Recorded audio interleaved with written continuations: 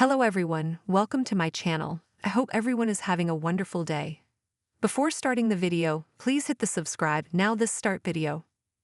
The Young and the Restless has always been a show that thrives on twists, turns, and psychological drama, and the storyline involving Alan Laurent and his twin brother Martin is no exception. The idea that Alan could be suffering from grief-induced psychosis, leading him to adopt Martin's identity, is a fascinating and chilling possibility. This theory not only adds layers to Alan's character, but also raises questions about the nature of identity, guilt, and the human mind's capacity to cope with trauma. Let's delve deeper into this intriguing narrative and explore how Alan's psyche might have fractured, leading him to become both himself and his deceased brother. The weight of guilt and grief. Alan's grief over Martin's death is palpable. Despite their tumultuous relationship, Martin was still his twin brother, and the bond between twins is often portrayed as uniquely intense. Alan's guilt over not being able to save Martin or help him overcome his psychological struggles would have been a heavy burden to bear. The fact that Martin died while they were physically struggling adds another layer of trauma to Alan's psyche. Survivor's guilt is a powerful emotion, and in Alan's case, it could have been the catalyst for a psychological break. When Alan emerged from the fall with a broken arm and Martin lay dead, the immediate aftermath would have been a whirlwind of emotions. Relief that the threat Martin posed was over, sorrow for the loss of his brother, and guilt for not being able to prevent the tragedy.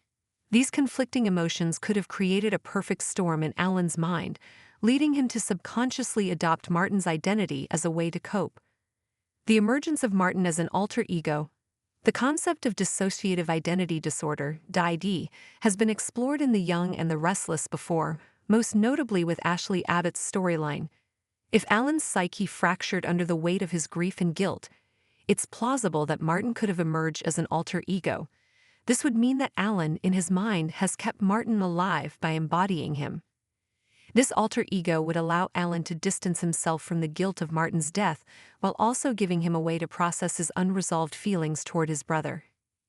In this scenario, Alan's actions, such as kidnapping Phyllis and Sharon, could be attributed to Martin's influence.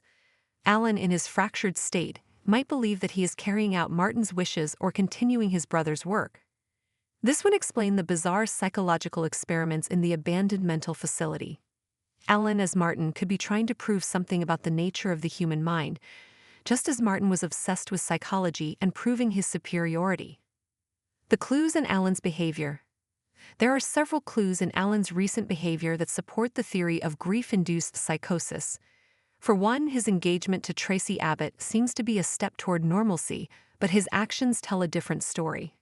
Kidnapping Phyllis and Sharon is not the behavior of a man who has moved past his grief. Instead, it suggests that Alan is still deeply troubled, and his psyche is struggling to reconcile the loss of his brother. Additionally, Alan's interactions with others might reveal subtle signs of his fractured mind. If he occasionally slips into Martin's persona, those around him might notice changes in his demeanor, speech, or behavior. These moments could be fleeting, but they would be significant indicators that Alan is not entirely himself. Tracy, being close to Alan, might be the first to notice these changes, adding another layer of tension to their relationship. The role of the abandoned mental facility. The choice of an abandoned mental facility as the setting for Alan's psychological experiments is particularly telling. It suggests a connection to Martin's past and his obsession with psychology. If Alan has adopted Martin's identity, it makes sense that he would be drawn to a place that symbolizes his brother's interests and the field in which Martin sought to prove his superiority. The facility could also represent Alan's own mental state, abandoned, decaying, and filled with unresolved issues. The experiments themselves could be a manifestation of Alan's attempt to understand his own mind. By subjecting Phyllis and Sharon to these tests, he might be trying to work through his own trauma and guilt. In his mind, he could be seeking answers to questions about identity, sanity, and the nature of grief. However, his methods are clearly extreme and dangerous, indicating that his grip on reality is tenuous at best. The potential for redemption or further descent. The storyline leaves room for Alan's character to either find redemption or descend further into madness. If his condition is discovered, those around him might try to help him seek treatment and come to terms with his grief.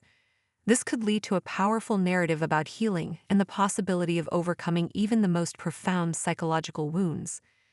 On the other hand, if Alan's psychosis goes unchecked, he could become an even greater threat to himself and others.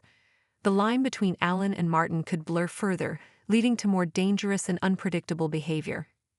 This would create a sense of suspense and urgency as those close to Alan race against time to save him from himself. The theory that Alan Laurent has developed grief-induced psychosis, leading him to adopt Martin's identity, adds a rich and complex layer to The Young and the Restless. It explores themes of guilt, identity, and the human mind's capacity to cope with trauma. Alan's actions, from his engagement to Tracy to his kidnapping of Phyllis and Sharon, suggest a man struggling to reconcile his grief and guilt. Whether he finds redemption or descends further into madness remains to be seen, but one thing is certain: this storyline has the potential to be one of the most compelling in the show's history. As viewers, we can only wait and see how Alan's journey unfolds, and whether he can find a way to heal from the wounds of his past.